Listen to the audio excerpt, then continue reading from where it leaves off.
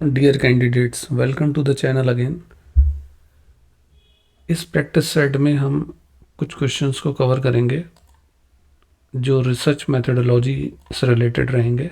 पहला क्वेश्चन है जैसे कि रिसर्च मेथडोलॉजी किसको रेफ़र करती है?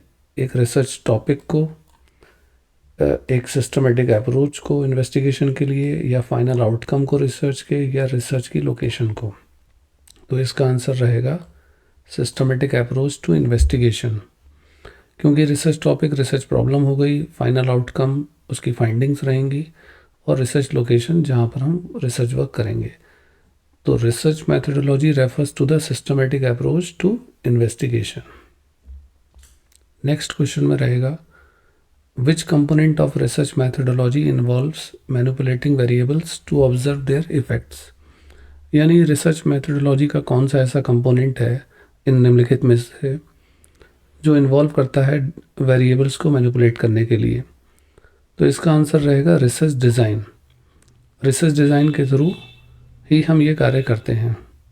ये data collection, sampling, data analysis इसके सही उत्तर नहीं होंगे।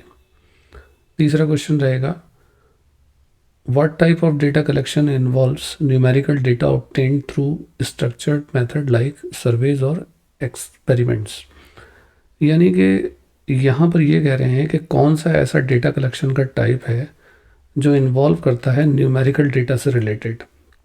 देखिए, जहाँ भी न्यूमेरिकल डेटा की बात आएगी वहाँ पर ये हो जाएगा इसका आंसर क्वांटिटेटिव। क्वालिटेटिव में तो हम इंटरव्यूज़ वगैरह करते हैं, डिस्क्रिप्टिव अलग हो जाएगा, एक्सपेरिमेंटल अलग होगा। इसको हम डेडिकेटेड वीडियोस में और ज़्यादा क्लियर कर देंगे। यहाँ इसका आंसर होगा क्वांटिटेटिव। नेक्स्ट क्वेश्चन रहेगा what is the sampling method that involves dividing the population into subgroups and then randomly selecting from each subgroup। यानी ये कह रहे हैं कि कौन सा ऐसा सैम्पलिंग मेथड होगा जिसमें पहले हम अपनी पॉपुलेशन को एक सब ग्रुप में डिवाइड करेंगे और उसके बाद में फिर उसमें से रेंडमली सेलेक्ट करेंगे डेटा को। ये ऐसे मान सकते हैं कि जैसे हमें ग्रेजुएशन लेवल पर बच्चों का डेटा कलेक्ट करना है, तो पहले हम बीकॉम, बीएससी और बीए में उनको डिवाइड करेंगे और उसके बाद में हम उनमें से रेंडमली डेटा को सेलेक्ट करेंगे। तो इस तरीके का जो डेटा होगा ये कहलाएगा स्ट्रेटिफाइड सैम्पलिंग मेथड। यानी कि ये सैम्पलिंग मेथड कहलाएगा स्ट्रेटिफाइड सैम्पलिंग। कन्वीनियंस और रैंडम और पर्पजिव ये अलग अलग होते हैं। जैसे कि कन्वीनियंस में हम अपनी सुविधा के अनुसार लेंगे, रैंडम में सीधा सीधा रैंडम डेटा लेंगे, पर्पजिव में हम अपनी इच्छा अनुसार पर्पस के थ्रू लेंगे। यहाँ पर याद रखने लायक बात है कि जब सब ग्रुप में डेटा होगा पहले और उसके बाद रैंडमली होगा तो वो सीधा स्ट्रेटिफाइड सैम्पलिंग मेथड के थ्रू काम किया जाएगा। नेक्स्ट क्वेश्चन है इसका what aspect of ethical consideration ensures the privacy and confidentiality of participants data. देखिए, यहाँ पर तो सीधा सीधा कहा है कि कौन सा ऐसा एथिकल कंसिडरेशन है जिससे हम अपने पार्टिसिपेंट्स की प्राइवेसी और उसकी गोपनीयता को मेंटेन करते हैं। तो इसका आंसर सीधा होगा कॉन्फिडेंशियलिटी। नेक्स्ट क्वेश्चन है which step of research methodology involves reviewing existing research and theories related to the present problem। यानी कि जो हमारा रिसर्च टॉपिक है उसमें उससे रिलेटेड कौन सा रिसर्च मेथडोलॉजी का स्टेप होगा जो हमारे रिसर्च से रिलेटेड एग्जिस्टिंग रिसर्च और थ्योरीज के विषय में हो।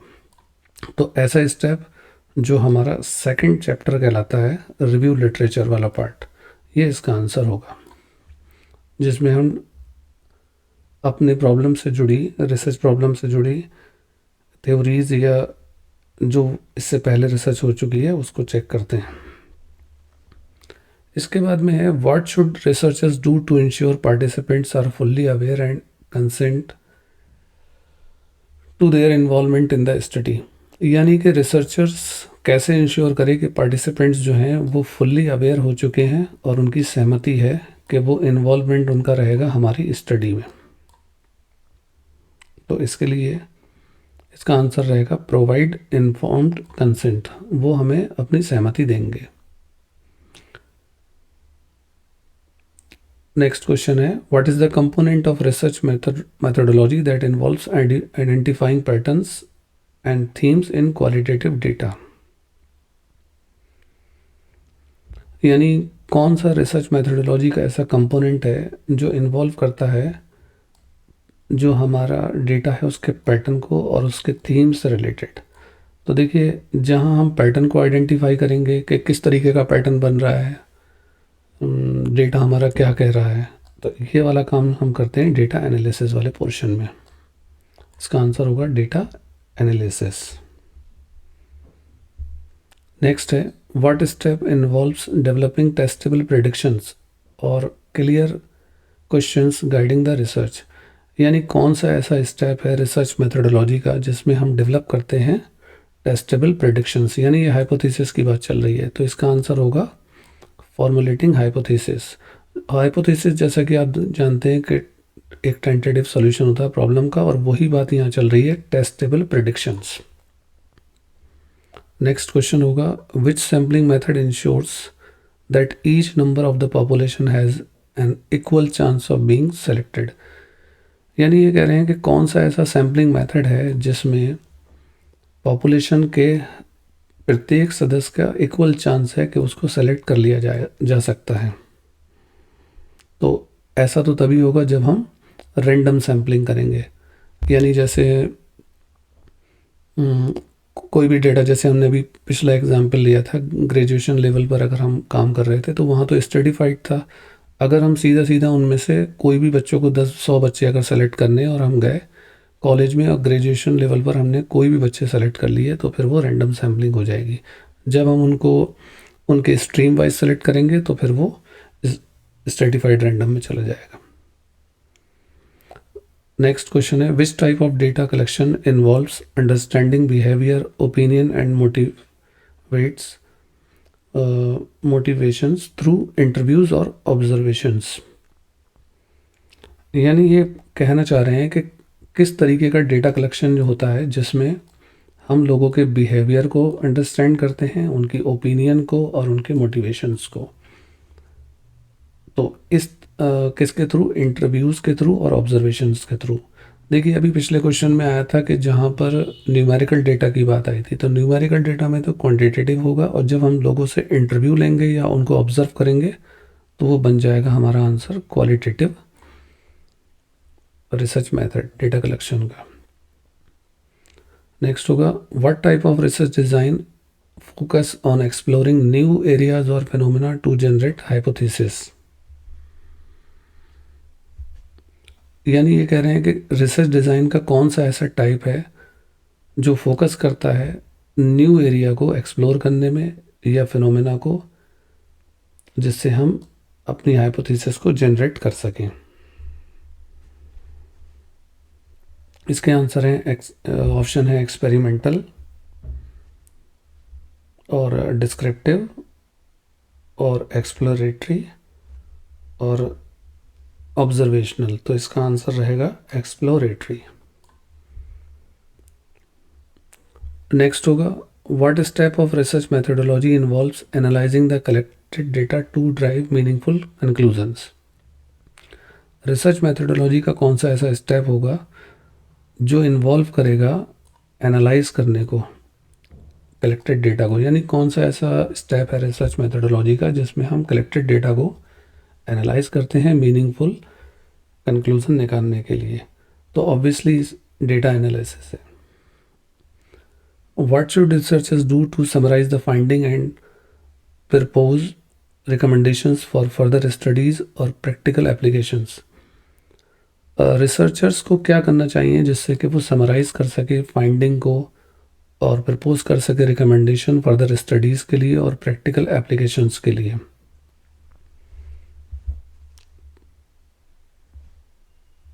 तो इसके ऑप्शन दे रखे हैं डेटा कलेक्शन और डेटा एनालिसिस और conclusion and recommendations, interpreting and presenting findings. इसका आंसर होगा कंक्लूजन एंड रिकमेंडेशन, क्योंकि इसमें सीधा सीधा दे रखा है कि वो प्रपोज कर सके रिकमेंडेशंस को और समराइज़ कर सके फाइंडिंग को। तो फाइंडिंग को समराइज़ करना कंक्लूजन में आएगा और रिकमेंडेशंस को निकालना इसमें आएगा। Which sampling method involve selecting participant based on ease of access. यानी कह रहे हैं कि कौन सा सैम्पलिंग मेथड है जिसमें हम इन्वॉल्व करते हैं पार्टिसिपेंट को सेलेक्ट करना अपनी सुविधा अनुसार। तो ये होगा convenience sampling method. What is the key component of research methodology that involves utilizing statistical tool and software to interpret numerical data? यानी कौन से ऐसे की कंपोनेंट है रिसर्च मेथडोलॉजी का जिसमें हम इन्वॉल्व करते हैं